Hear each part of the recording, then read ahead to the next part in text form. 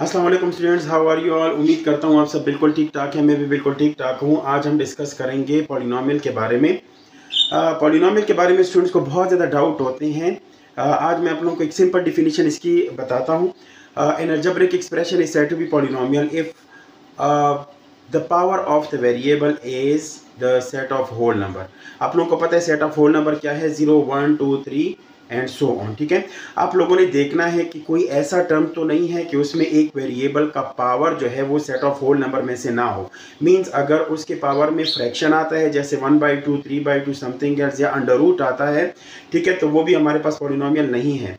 और अगर हमारे पास कुछ इस तरह की सिचुएशन है कि एक्स जो है वो डिनोमिनेटर में आया है, लेकिन जब आप उसको नॉर्मल पोजीशन में लेकर जाते हो तो डिनोमिनेटर का एक्स जब न्यूमरेटर में जाता है तो उसमें पावर जो है वो चेंज हो जाता है, नेगेटिव में चला जाता है। तो नेगेटिव नंबर जो है वो हमारे पास सेट ऑफ होल नंबर्स में नहीं आते। ठीक है, तो आपके पास आप लोगों ने सारे टर्म्स को देखना है और फिर उसमें वेरिएबल्स को देखना है, वेरिएबल्स के पावर को देखना है कि वो सेट ऑफ होल नंबर में से हो, तो तभी आप लोग कह सकते हैं कि ये पॉलिनोमियल है।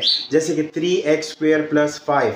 ठीक है, अब यहाँ पे 3x का अगर आप लोग ले लें तो यहाँ पे है हमारे पास स्क्वायर। ठीक है, तो इस स्क्वायर में पावर अगर आप लोग देखें तो वो आपके पास 2 आ रहा है। 2 बिलोंग करता है होल नंबर्स में से और 5 के साथ आता है x⁻0 और 0 बिलोंग करता है होल नंबर में। ठीक है, अब आपके पास अगर इस तरह की सिचुएशन है जैसे 3x² + 5, तो वो आपके पास पॉलिनोमियल नहीं होता। अब उसके बाद मोनोमियल क्या है, बाइनोमियल क्या है, ट्राइनोमियल क्या है। मोनोमियल आपके पास वो पॉलिनोमियल है जिसमें जस्ट वन टर्म आता है और इसमें भी कंफ्यूजन दूर करें। वन टर्म में आपके पास 5 भी आ सकता है, वन टर्म में आपके पास 3x भी आ सकता है, वन टर्म में आपके पास 5x² भी आ सकता है। ठीक है, या x² भी जस्ट आ सकता है।